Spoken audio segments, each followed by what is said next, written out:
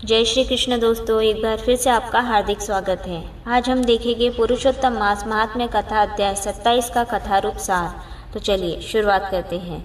श्री नारायण बोले, हे नारद, जब महर्षि वाल्मीकि ने पुरुषोत्तम मास का समस्त महात्म्य सुनाया, तब राजा द्रुढ़धनवा ने अत्यंत श्रद्धा से उन्हें प्रणाम किया और उनका विधि पूर्वक पूजन किया। मुनि ने प्रसन्न होकर आशीर्वाद दिया, तुम्हारा कल्याण हो, और सरयू नदी की ओर प्रस्थान कर गए। राजा भी उन्हें विदा करके अपने महल लौटा, परंतु उसका मन अब संसार से विरक्त हो चुका था। उसने अपनी पत्नी गुण सुंदरी से कहा, हे प्रिय, यह संसार राग, द्वेष, लोभ और मोह से भरा हुआ है। यह शरीर भी नश्वर और अशुद्ध है, इससे क्या लाभ। मैं अब इस असार संसार को त्याग कर भगवान पुरुषोत्तम का स्मरण करते हुए वन को जाना चाहता हूँ। पति के वचन सुनकर पतिव्रता गुण सुंदरी ने हाथ जोड़कर कहा, हे नाथ, जहाँ आप होंगे वही मेरा स्थान है, मैं भी आपके साथ वन जाऊंगी।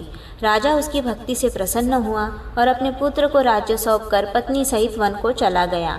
दोनों हिमालय के समीप गंगा तट पर रहने लगे और पुरुषोत्तम मास आने पर कठोर तप करने लगे। राजा निराहार रहकर एक पैर के अंगूठे पर खड़े होकर आकाश की ओर दृष्टि लगाए भगवान श्री कृष्ण का जप करने लगा। रानी भी उसकी सेवा में तत्पर रहकर भक्ति में लीन रही। जब पुरुषोत्तम मास पूर्ण हुआ, तब वहाँ एक दिव्य विमान प्रकट हुआ। उसमें देवदूतों ने राजा और रानी को बैठने के लिए आमंत्रित किया। जैसे ही उसमें बैठे, उनका शरीर दिव्य हो गया और वे दोनों सीधे गोलोक धाम को प्राप्त हुए, जहाँ वे भगवान के समीप आनंद पूर्वक रहने लगे।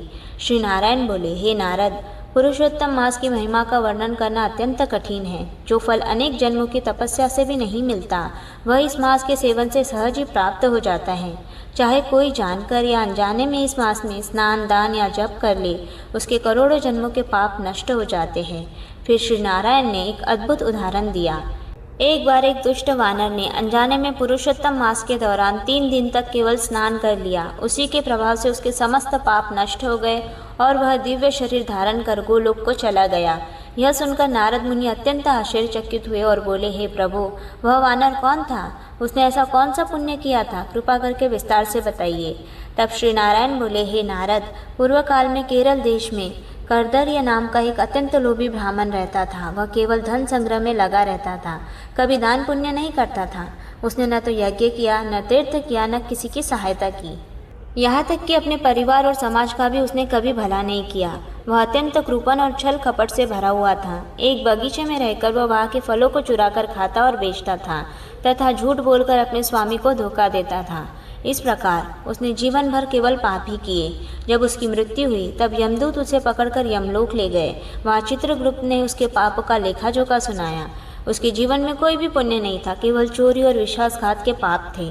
यह सुनकर धर्मराज क्रोधित होकर बोले, यह दुष्ट कदर्य अपने पापों के कारण हजारों बार वानर योनि में जन्म लेगा।